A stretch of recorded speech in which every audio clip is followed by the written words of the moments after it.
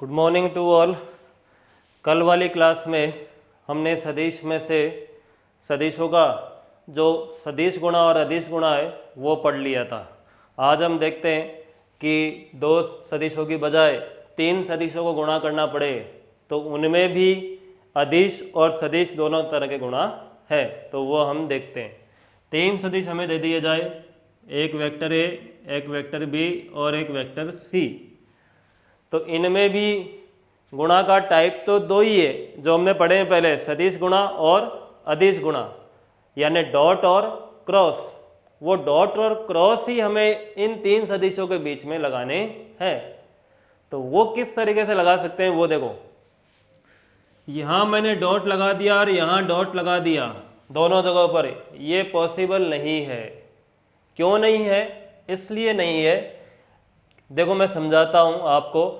जैसे मैंने इसे पहले हल करना चाहा ए डॉट बी को, तो आपको पता है इसको सॉल्व करने के बाद में एक संख्या आएगी, अदिश गुणा है ना ये, तो इसे हल करने के बाद एक संख्या आएगी। जैसे मान लो 3 आ गया, फिर डॉट करना है सी के साथ। क्या कर सकते हैं? नहीं कर सकते हैं। तो इस प्रकार से दोनों जगहों पर डॉट नहीं लगा सकते हैं। अब मैं सोचता हूं कि एक जगह डॉट और एक जगह क्रॉस लगा सकते हैं क्या? ध्यान दीजिए, लगा दिया। अब पहले किसे सॉल्व कर रहे हैं उस पर भी डिपेंड करती है ये चीज। ऊपर वाली कंडीशन की तरह ही आपने यदि पहले ए डॉट बी सॉल्व किया तो अभी की तरह जैसे 3 मिला और 3 मिल जाए तो क्या संभव हो पाएगा? जैसे ऊपर वाला संभव नहीं हुआ था वैसे ही ये भी नहीं हो पाएगा। अब मैं यहाँ पर कोष्टक लगा लेता हूँ। अब देखते हैं, सोचते हैं क्या ये चीज़ संभव है क्या, ये सोचते हैं। चलो, कोष्टक जिस पे लगाया है वो पहले हल होगा, बी क्रॉस सी पहले हल होगा। बी क्रॉस सी मीन्स सदिश गुणा, और सदिश गुणा सारणिक की सहायता से होगा और एक सदिश राशि आएगी, फिर उस सदिश राशि का और इस सदिश का अदिश गुणा संभव है। तो ये वाला जो गुणा है ये संभव है। ऊपर वाला जो लिखा था ये वाला गुणा जो है संभव नहीं है, पॉसिबल नहीं है। ये गुणा पॉसिबल है और इसे ही हम जो है अदिश त्रिक गुणा कहते हैं। तीन सदिशों का ये इस प्रकार का गुणा है जो हमें अदिश राशि देगा। फाइनली एक अदिश आएगा। क्यों? लास्ट में अदिश गुणा हो रहा है। पहले सदिश गुणा होकर एक सदिश आएगा और उस सदिश और इस सदिश का डॉट होकर फाइनली एक अदिश राशि प्राप्त होगी। समझ गए आप लोग? इसीलिए इसे हम क्या बोल रहे हैं? तीन सदिशों का अदिश गुणा। चलिए, इसको फिर जो है दर्शाने के लिए इस प्रकार से एक कोष्टक लगा के और इन तीनों सदिशों को थोड़ी थोड़ी जगह छोड़ के लिख के भी दर्शाया जाता है। इस प्रकार से एक बॉक्स जैसी आकृति है, इसीलिए इसका इंग्लिश नेम जो है बॉक्स प्रोडक्ट भी है। कई लोग बॉक्स प्रोडक्ट भी बोलते हैं, मैं भी बॉक्स प्रोडक्ट ही बोलूँगा। और हिंदी में अदिश त्रिक गुणा, और वैसे इंग्लिश में स्केलर ट्रिपल प्रोडक्ट भी बोलते हैं और बॉक्स प्रोडक्ट भी बोलते हैं। जैसे अदिश गुणा को डॉट प्रोडक्ट बोल रहे थे, सदिश गुणा को क्रॉस प्रोडक्ट बोल रहे थे, इसे मैं बॉक्स प्रोडक्ट बोलूँगा। समझ गए? अब इसके बारे में कुछ पॉइंट्स है, उनको हम डिस्कस करते हैं। चलिए, पहला पॉइंट ये कहता है कि डॉट और क्रॉस जो ये हैं इन्हें आप जो है इंटरचेंज कर सकते हैं, उससे इसके मान पे कोई फर्क नहीं पड़ता है। डॉट और क्रॉस को इंटरचेंज कर सकते हैं, ये पहला पॉइंट है। Means A dot B cross C लिखूं या A cross B dot C लिखूं, डॉट की जगह क्रॉस, क्रॉस की जगह डॉट लगा सकते हैं। लेकिन एक चीज़ ध्यान रखनी है, जब क्रॉस डॉट की जगह लग गया तो कोष्टक भी उसी की जगह आएगा। क्यों? क्योंकि कोष्टक आप यहाँ नहीं लगा सकते हैं, यहाँ लगाओगे तो फिर वो ऊपर वाली बात ही हो जाएगी कि अदिश का सदिश से कैसे सदिश गुणा हो। तो ये चीज़ हमें ध्यान देनी है कि डॉट और क्रॉस इंटरचेंज होंगे, तो जहाँ क्रॉस है वहाँ पर कोष्टक जो है वो चल जाएगा। चलिए, सेकंड पॉइंट, मुझे यदि घटक रूप में तीनों सदिश दे दिए जाए कि a है a1i plus a2j plus a3k, b है b1i plus b2j plus b3k, c है c1i plus c2j plus c3k। तो ये जो मैं लिख रहा हूँ बॉक्स ABC जो मैं लिख रहा हूँ, या ऐसे कहूँ जो अदिश त्रिक गुणा है, या ऐसे कहूँ A dot B cross C जो है वो जो एक सारणिक से ज्ञात कर सकते हैं, जिसमें पहली पंक्ति में इसके घटक रख दूंगा A1 A2 A3, दूसरी पंक्ति में B के और तीसरी पंक्ति में C के घटक मैं रख दूंगा। समझ गए? वैसे इसका मान जैसे ये लिखा हुआ है उससे भी ज्ञात कर सकते हैं। मीन्स पहले B क्रॉस C निकाल लें। B क्रॉस C कैसे? सारणिक से। कौन सी सारणिक से? सदिश गुणा कौन सी सारणिक से होता है? i j k वाली सारणिक से। यहाँ B के घटक रख देना, यहाँ C के रख देना, इससे एक सदिश प्राप्त होगा और उस सदिश का A के साथ अदिश गुणा भी कर सकते हैं, और उसकी बजाय ये तरीका यूज़ कीजिए, इससे जल्दी हो जाएगा। समझ गए? एक सारणिक को हल करना है जिसमें पहली लाइन में A के, दूसरी लाइन में B के और तीसरी लाइन में C के घटक हैं। इसको हल कर लेंगे, फाइनली एक न्यूमेरिकल वैल्यू, एक संख्यात्मक मान आएगा जो इस बॉक्स प्रोडक्ट का या अदिश त्रिक गुणा का मान होगा। आगे बढ़ते हैं। तो अब ये कन्फ्यूजन नहीं रहना चाहिए आपको कि बॉक्स ABC लिख रहा हूं तो कहाँ डॉट लगाना है, कहाँ क्रॉस लगाना है। इतना पता होना चाहिए कि एक जगह डॉट आएगा और एक जगह क्रॉस आएगा, कहीं भी लगा सकते हैं। जहां क्रॉस आएगा वहां कोष्टक आएगा, ये ध्यान रखना है। समझ गए? चलिए थर्ड पॉइंट क्या कहता है? थर्ड पॉइंट ये कहता है हमें कि ये जो A, B और C हैं जिनका हम अदिश त्रिक गुणा कर रहे हैं, यदि इनका चक्रीय क्रम नहीं बदलता है तो इस चीज का मान नहीं बदलेगा। चक्रीय क्रम अपरिवर्तित है तो मान अपरिवर्तित रहेगा। इसका क्या मतलब है? इसका मतलब अभी देखते हैं। चलो हम, जैसे ये है BCA है, CAB है, इन तीनों का मान सेम रहेगा, ये इसका मतलब है। चक्रीय क्रम से आपको पता है अर्थ क्या मेरा? जैसे देखो, एक मैंने वृत्त बना लिया, वेक्टर A को, B को और C को लिख लिया, ठीक है? कैसे लिख दो कोई फर्क नहीं पड़ता है। अब A B C जैसे लिखें उसी डायरेक्शन में पढ़ने पर घुमाव कैसा मिल रहा है वो देखो। A B C ऐसे घुमाव मिल रहा है हमें, ये ऐसे घुमा दिया हमने ऐसे। BC को देखना जरा, क्या वो भी वैसे ही घूमता है क्या? BCA वो भी वैसे ही घूमता है। CAB को देखो, वो भी वैसे ही घूमता है। इन सब का मान सेम रहेगा। चक्रीय क्रम साइक्लिक ऑर्डर डिस्टर्ब नहीं हुआ है तो मान डिस्टर्ब नहीं होगा। क्लियर है? नेक्स्ट पॉइंट पे आते हैं। चक्रीय क्रम आपने बदल दिया मान लीजिए, तो फिर चिन्ह बदलेगा। क्या होगा? चिन्ह बदलेगा। चक्रीय क्रम बदलने पर चिन्ह बदलेगा।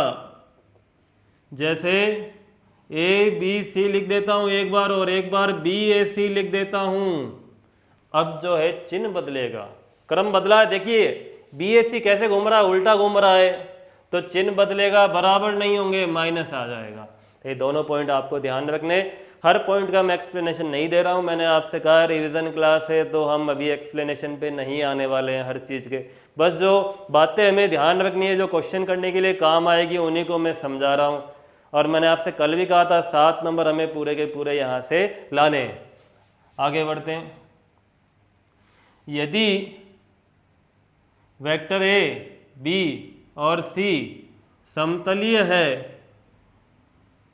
तो इस बॉक्स का प्रोडक्ट का मान 0 होगा। बहुत ही अच्छा और इम्पोर्टेंट पॉइंट है। वेक्टर A, वेक्टर B और वेक्टर C यदि समतलीय है तो इसका मान 0 होगा। समतलीय का मतलब समझ गए? एक बोर्ड पे, एक तल पे हो, जैसे इस बोर्ड पे है तीनों, ये लीजिए तीनों बोर्ड पे है, अब मान 0 आएगा फिर एक तल पर होने पर। रीज़न क्या है पता है आपको? रीज़न समझ लेते हैं चलो। रीज़न ये है कि देखिए कि इस बॉक्स ABC का अर्थ तो हम जानते हैं क्या है, वो A dot B cross C है क्या नहीं? B क्रॉस C पे थोड़ा फोकस करो, कुछ याद करने की कोशिश करो कि B क्रॉस C क्या है? सदिश गुणा B और C का। तो कल बताया था सदिश गुणा करने से जो सदिश राशि आएगी वो उन दोनों सदिशों के लंबवत होगी, कल बताया था आपको। तो सदिश गुणा करने से जो ये सदिश आएगी, सदिश B क्रॉस C जो आएगा वो B और C के लंबवत होगा। मीन्स ये पेन मैंने ले लिया, ऐसे आएगा B क्रॉस C। कौन आएगा? ये आपका B क्रॉस C आएगा।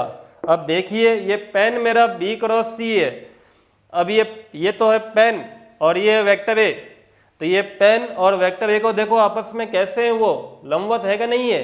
है। तो लंबवत का अदिश गुणा डॉट क्या होगा? 0 होगा। इस वजह से क्या होता है, समतलीय होने पर तीन सदिश ABC का बॉक्स क्या होगा? 0 होगा। अच्छा और इम्पोर्टेंट पॉइंट है, याद हो जाएगा, याद कर लीजिएगा।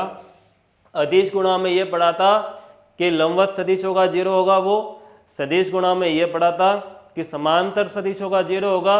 अदिश त्रिक गुणा में ये पढ़ रहे हैं कि समतलीय सदिशों का अदिश त्रिक गुणा क्या होगा? 0 होगा। चलिए अब इन तीन सदिशों का जिनका हम अदिश त्रिक गुणा कर रहे हैं, इनमें से कोई भी दो समान या समांतर हो, समझ गए? वेक्टर ABC में से कोई दो समांतर या समान है तो इस बॉक्स प्रोडक्ट का मान जो है 0 हो जाएगा। समझ गए आप क्या कहना चाह रहा हूं मैं? जैसे कोई भी इन तीनों में से जो है दो समांतर हो जाए, जैसे कहा जाए B और C समांतर है, A और C समांतर है, तो इसका मान 0 आएगा। या समान कर दूं, जैसे यहाँ A कर दिया, अब मैंने समान कर दिया है, 2A कर दिए हैं, तो मान क्या आएगा? 0 आएगा। समझ गए? या मैं ऐसे लिख देता हूँ कि A B ये लीजिए दो सेम है, तो मान क्या आएगा? 0 आएगा। तो ये 6 पॉइंट हो गए हमारे। आगे देखते हैं next 7th point. I J और K का करते हैं, देखें क्या मान मिलेगा। क्या लिखूं बताओ? I dot J cross K, देखना देखें बहुत आसान है। I dot J cross K, dot और क्रॉस लगाना है ना बॉक्स का हल करते वक्त, एक जगह डॉट एक जगह क्रॉस लगा दिया। अब आपको याद आना चाहिए सदिश गुणा J क्रॉस K बनेगा I, ये लीजिए I बन गया। I डॉट I याद आना चाहिए आपको 1 होता है, तो I J K का अदिश त्रिक गुणा या बॉक्स प्रोडक्ट का मान कितना होगा? 1 होगा। हमें ध्यान होना चाहिए। चलिए आगे बढ़ते हैं। 2-3 पॉइंट और बचे हुए हैं, ये आप लोग नोट कर लीजिएगा। मैं वापस इनको रब कर रहा हूँ।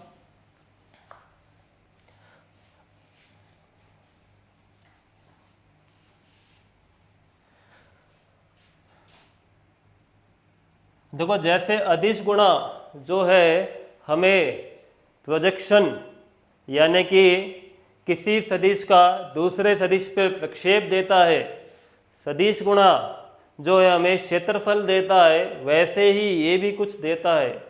ये हमें देगा आयतन। किसका आयतन देगा वो देखते हैं। एक समांतर षटफलक हो, कोई समांतर षटफलक जिसकी 3 संगामी कोरें वेक्टर A B और C हो, उसका जो आयतन है उसका आयतन इसी से मिलता है। अब ये समांतर षटफलक क्या होता है? ये मेरा जो कमरा है ये एक समांतर षटफलक है। घन जो आपने पढ़ा है वो एक समांतर षटफलक का उदाहरण है। घनाभ भी एक समांतर षटफलक का उदाहरण है। षटफलक मीन्स 6 फलक, समांतर मीन्स आमने सामने वाली समांतर होनी चाहिए। आमने सामने वाली जो है समांतर हो, ऊपर नीचे वाली और इधर वाली दाएं बाएं वाली, जैसे घन में, घनाभ में, अपने कमरे में होता है, तो वो सभी समांतर षटफलक का उदाहरण है। हम जो है जूते चप्पल कुछ लेकर आते हैं तो उनका जो बॉक्स है वो समांतर षटफलक का उदाहरण है। इस प्रकार से एक कोई समांतर षटफलक हो, जैसे मैंने ये बनाया, मान लीजिए ये एक समांतर षटफलक मैंने बना लिया। अब इसका जो आयतन है वो मुझे जो है इस अदिश त्रिक गुणा से प्राप्त होगा, इसका आयतन। इसमें ये वेक्टर ए, वेक्टर बी और वेक्टर सी क्या है? संगामी कोरे हैं। इस षटफलक की संगामी का अर्थ है एक जगह से जाने वाली तीन कोर हैं। जैसे यहाँ से जाने वाली तीनों है, मान लीजिए ये वेक्टर ए है, ये वेक्टर बी है और ये वेक्टर सी है, तो इसका आयतन जो है ये इससे दर्शाया जाएगा। अच्छे तरीके से आपको याद रखना है, समांतर षटफलक का आयतन। ऐसे ही चतुष्फलक का आयतन निकालना हो आपको, चतुष्फलक का आयतन, तो उसमें 6 का भाग लगाना पड़ेगा आपको। फिर से इसमें 6 का नहीं लगता था। जैसे आपको सदिश गुणा में बताया था ना कि त्रिभुज का क्षेत्रफल निकालना है तो 2 का भाग लगेगा और समांतर चतुर्भुज का निकालना है तो नहीं लगेगा, वैसे ही यहाँ चतुष्फलक का निकालना है तो 6 का भाग लगेगा। चतुष्फलक मीन्स जिसमें 4 फलक होगी। पिरामिड आपने देखा होगा, एक चतुष्फलक का उदाहरण, जैसे ये इस प्रकार से ये चतुष्फलक है, एक ये पॉइंट बोर्ड से बाहर है, ऐसे समझिए आप, बोर्ड पे नहीं है वो, तो इसमें 4 त्रिभुज बनेंगे एक आधार पे और ये 3 आधार से बाहर उठे हुए त्रिभुज बनेंगे। इसकी फिर से 3 संगामी कोरें ए, बी और सी है। ये कोर ए, ये वाली कोर बी और ये वाली कोर सी मान लेता हूं मैं, तो ये इस चतुष्फलक का आयतन होगा। हमें ध्यान देना है।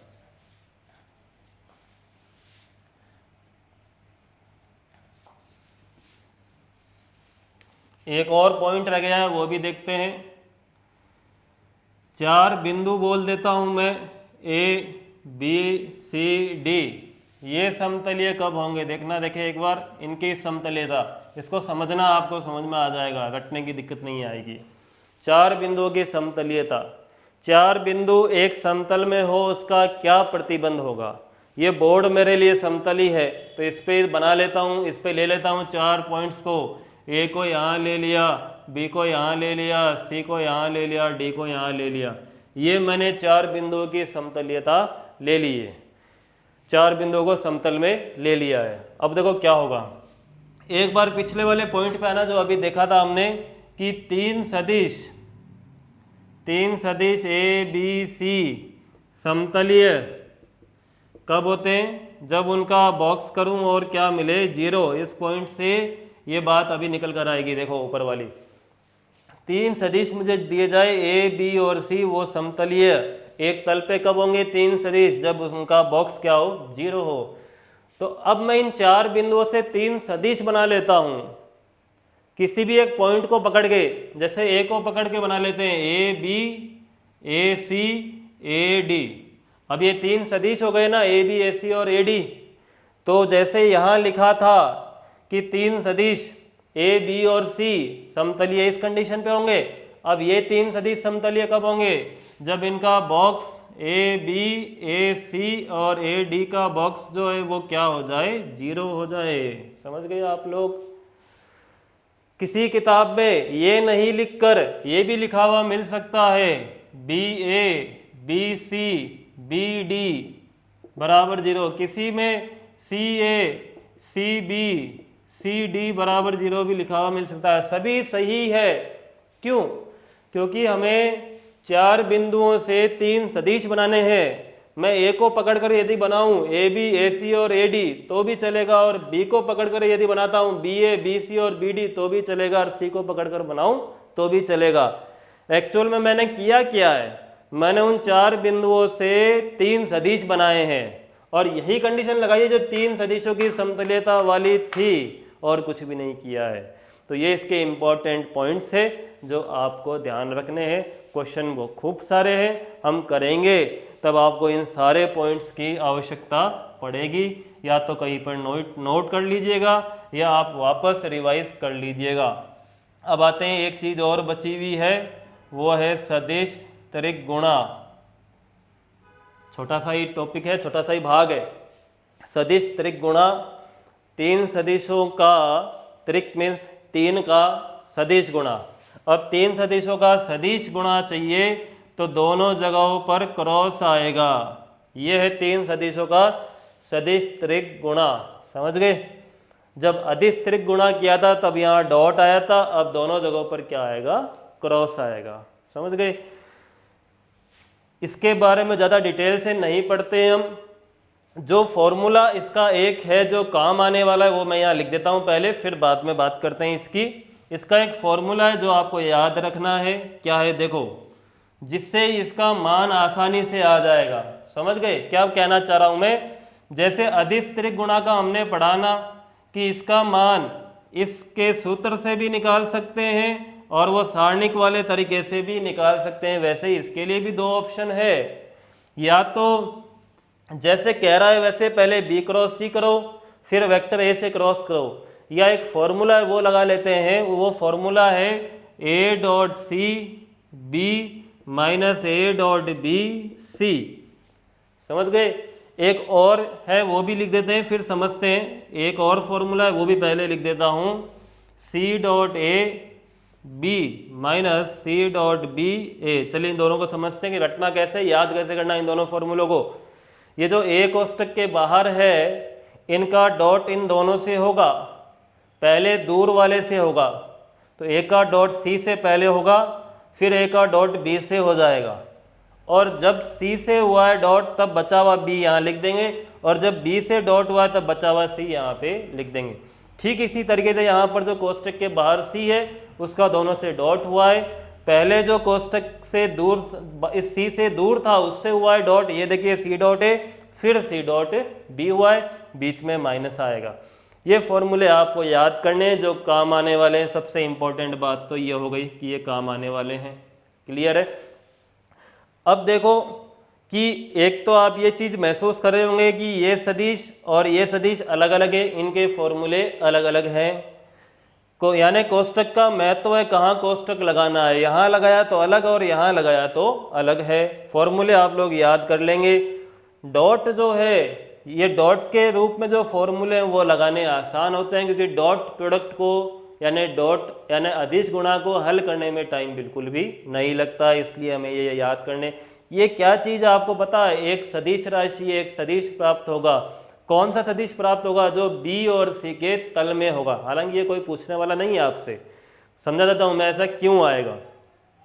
बी क्रॉस सी करोगे आप तो क्या मिलेगा आपको, ये जो बी क्रॉस सी है ये बी और सी के लंबवत होगा, और ये ए जो है उसका फिर उससे वापस सदिश गुणा करूंगा तो फिर बी और सी के तल में चला जाऊंगा, समझ गए।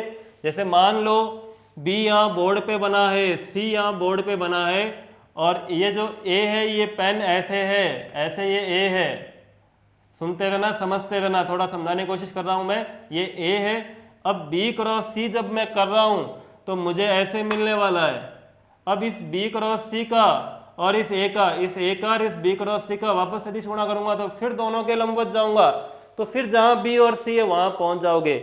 मीन्स ये बी और सी के तल में एक सदिश आएगा, ये सदिश राशि है तो दिशा की तो बात होगी ही ना, और ये ए और बी के तल में आएगा। डिटेल में मैं आपको समझा नहीं रहा क्योंकि ये आपसे कोई पूछने वाला नहीं है कि ये सदिश किस तल में आएगा।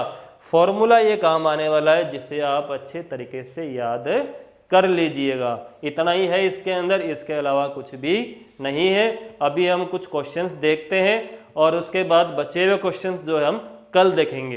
तो कुछ क्वेश्चंस मैं अभी आपके सामने डिस्कस करता हूं।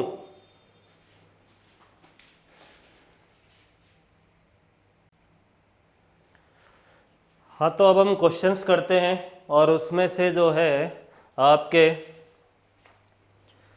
13.2 से मैं क्वेश्चंस कुछ आपको इम्पोर्टेंट है वो समझाता हूँ। 13.1 में विभाजन सूत्र वाले और इकाई सदिश वगैरह ज्ञात करने वाले क्वेश्चंस हैं, जिनमें से क्वेश्चन 1 नंबर के एग्ज़ाम में 2 आ सकते हैं, जिन्हें आप ध्यान दे लीजिएगा खुद ही। मैं 13.2 से आपको कुछ क्वेश्चंस बताना शुरू करता हूं। उसमें से सबसे पहले उदाहरण नंबर 14 है, उसको हम देखते हैं और फिर आगे बढ़ते हैं। उदाहरण नंबर 14 में कहा हुआ है यदि दो इकाई सदिशों ए कैप और बी कैप के मध्य कोण थीटा है तो हमें कुछ सिद्ध करने के लिए कहा हुआ है। उदाहरण नंबर 14 में हमें कहा हुआ है सिद्ध कीजिए sine theta by 2 equal to 1/2 mod of A cap minus B cap. चलिए आंसर निकालते हैं। देखिए ये हमें सिद्ध करना है। ए कैप और बी कैप ये दोनों इकाई सदिश है और उनके लिए ये चीज़ हमें सिद्ध करनी है।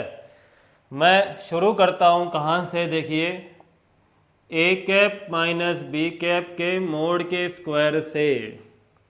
हमेशा ये ध्यान देंगे ए प्लस बी का मोड या ए माइनस बी के मोड के स्क्वायर के लिए फॉर्मूला है, वहाँ से हम शुरू करेंगे। मैंने आपको आदेश गुणा में लिखाया था, फिर से रिपीट कर देता हूँ।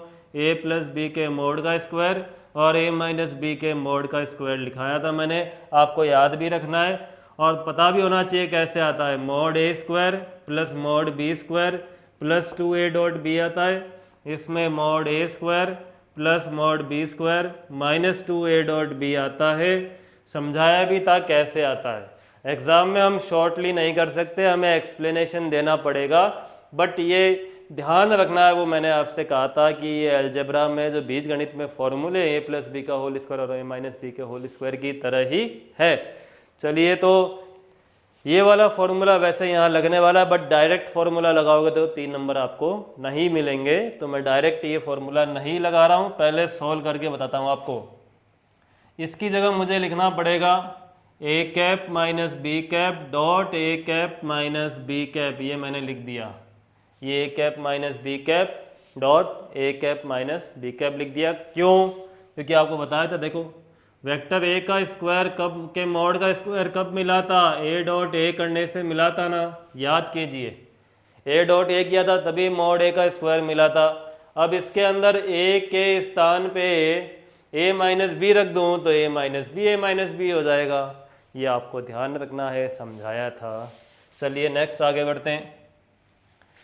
ए कैप डॉट ए कैप होगा, आप ये लो, फिर ए कैप और ये माइनस बी कैप का minus A dot B cap, फिर माइनस बी कैप का minus B cap dot A cap, फिर minus B cap dot minus B cap का plus B cap dot B cap. आगे बढ़ते हैं। देखो A cap dot A cap बन जाएगा मॉड ऑफ ए कैप का स्क्वायर प्लस फिर मॉड ऑफ बी कैप का स्क्वायर, फिर ये माइनस माइनस वाले ऐड होकर minus 2 times of A cap dot B cap बन जाएगा। देखिए A cap dot A cap mod of A cap का square, B cap dot B cap mod of B cap का square, और ये इसे ए डॉट बी लिख सकता हूँ तो माइनस का ए कैप डॉट बी कैप और माइनस का ए कैप डॉट बी कैप जो है 2 ए कैप डॉट बी कैप हो जाएगा। चलो आगे बढ़ते हैं। इसमें ए डॉट बी का फॉर्मूला लगा लेते हैं, mod A mod B cos theta वाला। तो ये फॉर्मूला यहाँ लगाता हूँ मैं, mod A mod B cos theta. चलो आगे बढ़ते हैं। अब देखो मॉड ए और मॉड बी की जगह रख देता हूँ 1। क्यों?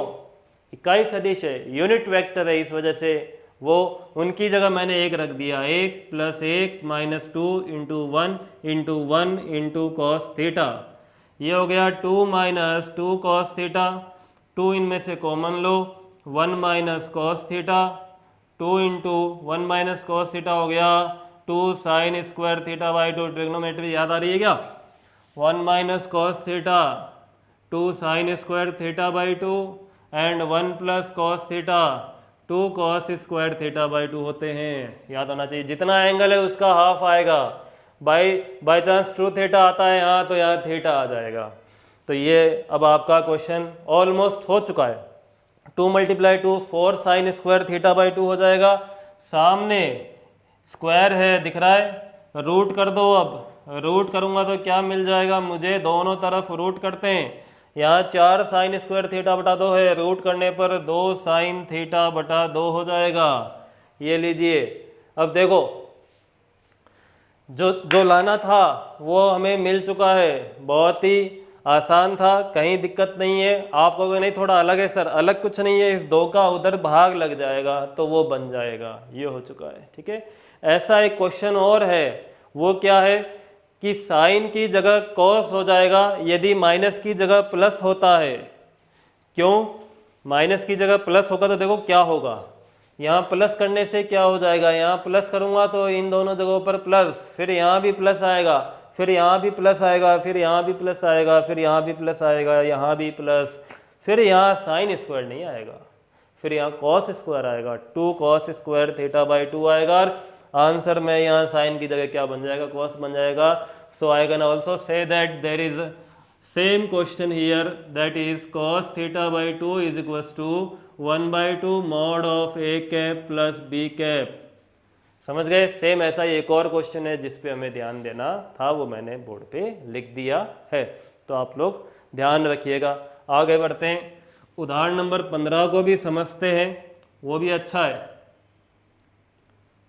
उदाहरण नंबर 15 क्या है, मैं पहले क्वेश्चन बोलता हूँ। उसमें 2 क्वेश्चन है, दोनों ही अच्छे हैं। पहले हम कर लेते हैं सेकेंड क्वेश्चन, फिर करेंगे फर्स्ट क्वेश्चन। सेकेंड क्वेश्चन क्या है उसका, यदि vector A, vector B, vector C के परिमाण 3, 4 और 5 हो, आपको परिमाण दिए हुए ए, बी और सी के, तो मैं परिमाण लिख देता हूँ उनके। ए का परिमाण 3 है, बी का परिमाण 4 है, सी का परिमाण 5 है। क्या कहा जा रहा है आगे उसके बाद, यदि प्रत्येक सदिश अन्य 2 सदिशों के योग पर लंबवत है। क्या है? प्रत्येक सदिश जो है, प्रत्येक सदिश अन्य 2 के योग पर लंबवत है, प्रत्येक सदिश अन्य 2 के योग पर लंबवत है, तो हमें सदिश a plus B plus C का परिमाण ज्ञात करना है। हमें a plus B plus C का परिमाण मीन्स ये मापांक पता करना है। ये एक तो ये दिया हुआ है और एक ये लाइन दी हुई है। चलो क्वेश्चन को सॉल्व करने का सोचते हैं कि कैसे होगा। देखो अब ये परिमाण दिए हुए और ये सेकंड लाइन दी हुई थी और ये पूछा गया था। मैं क्या करूँगा, मैं इसके स्क्वायर का फॉर्मूला यूज़ करूँगा, ऐसे नहीं होगा ये, वरना इसके स्क्वायर का आंसर लिखते हैं। देखो इसके स्क्वायर का सूत्र क्या है आपको पता है क्या? जैसे यहाँ लिखा था ना स्क्वायर का, ये हल करके बताया था आपको, बट याद भी है ना डायरेक्ट कि ये आता है, वैसे ही इसका भी डायरेक्ट मुझे याद है, अभी डायरेक्ट लिख देता हूँ। Mod A square plus mod B square plus mod C square plus 2 A dot B plus B dot C plus C dot A. ये मैंने लिख दिया, मुझे डायरेक्ट याद था, A plus B plus C के होल स्क्वायर की तरह मैंने समझाया था। तो मैं यदि ये इन सब का मुझे मान पता हो और मैं यहाँ रख दूँ, तो फिर अंडर रूट करने के बाद मॉड ए प्लस बी प्लस सी आ जाएगा, है कि नहीं। अब समस्या क्या है, देखिए समस्या ये है कि मेरे पास जो इन तीनों के तो मान है, इसके बारे में कुछ भी नहीं दिया हुआ है कि नहीं। इसके लिए सोचते हैं क्या करना है, तो इस लाइन को यहीं पर छोड़ता हूँ मैं, आगे फिर से आएंगे हम। पहले इस चीज़ को सुनो, ये क्या लिखा हुआ है, प्रत्येक सदिश अन्य 2 के योग के लंबवत है। मतलब ए जो है लंबवत है बी प्लस सी के, बी जो है वो लंबवत है ए प्लस सी के, और सी जो है वो लंबवत है ए प्लस बी के। ये बात उसने बोली है कि हर सदिश 2 के योग के लंबवत है। ये लीजिए, अब यहाँ से क्या आने वाला है उसको देखते हैं। चलिए ऐसा बोलने से क्या आएगा। अब ये तो बताया ना आपको कि लंबवत सदिशों का अदिश गुणा 0 होता है, तो ये और ये लंबवत है तो इनका अदिश गुणा 0 होगा, यानी A dot B plus C बराबर 0।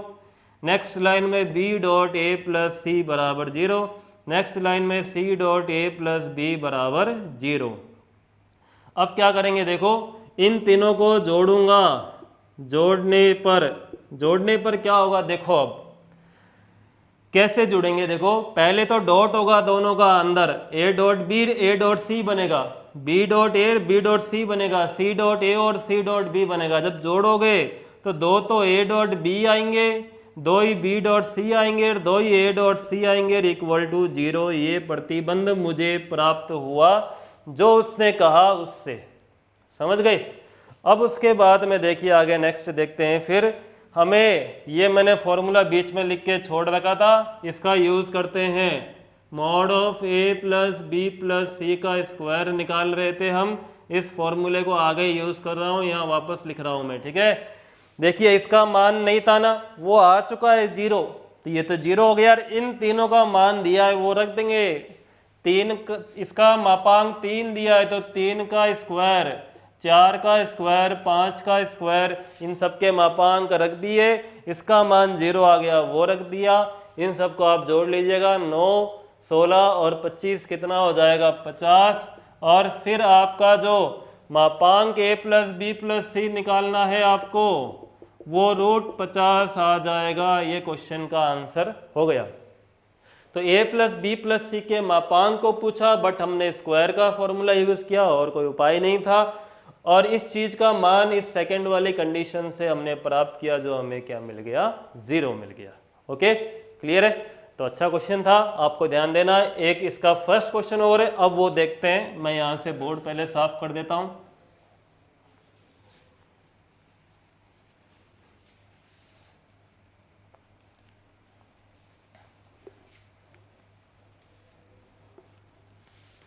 फर्स्ट क्वेश्चन क्या है, देखो इसका, यदि एक वेक्टर है, वेक्टर बी और वेक्टर सी समान परिमाण के परस्पर लंबवत, क्या है, वेक्टर ए बी और सी जो है ये समान परिमाण के परस्पर लंबवत सदिश है आपस में, तो सिद्ध करना ए प्लस बी प्लस सी जो है वो ए बी और सी से समान कोण बनाएगा। क्या होगा, ए प्लस बी प्लस सी जो है ये ए बी और सी से समान कोण बनाता है, ये सिद्ध करना है। ये बात ऊपर वाली लाइन दी हुई है, नीचे वाली लाइन सिद्ध करनी है। नीचे वाली लाइन सिद्ध करनी है ये जो ये कह रहा है, ठीक है। और ऊपर वाली कंडीशन दी हुई है। चलिए क्वेश्चन पे बढ़ते हैं। बहुत छोटा लिखा हुआ है, थोड़ा सा बड़ा है, लेकिन क्वेश्चन देखते हैं क्या आएगा। ए बी और सी समान परिमाण के, मीन्स मापांक ए मापांक बी मापांक सी इक्वल है।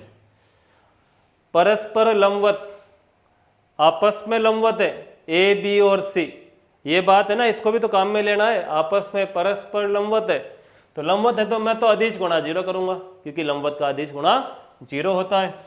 तो A dot B plus sorry equal to B dot C equal to C dot A 0, क्योंकि लंबवत सदिशों का अदिश गुणा 0 होगा, तो आपस में लंबवत है तो तीनों का अदिश गुणा मैंने 0 कर दिया। और ऊपर एक कंडीशन और दी हुई थी वो लिख दी। अब आते हैं क्वेश्चन पे।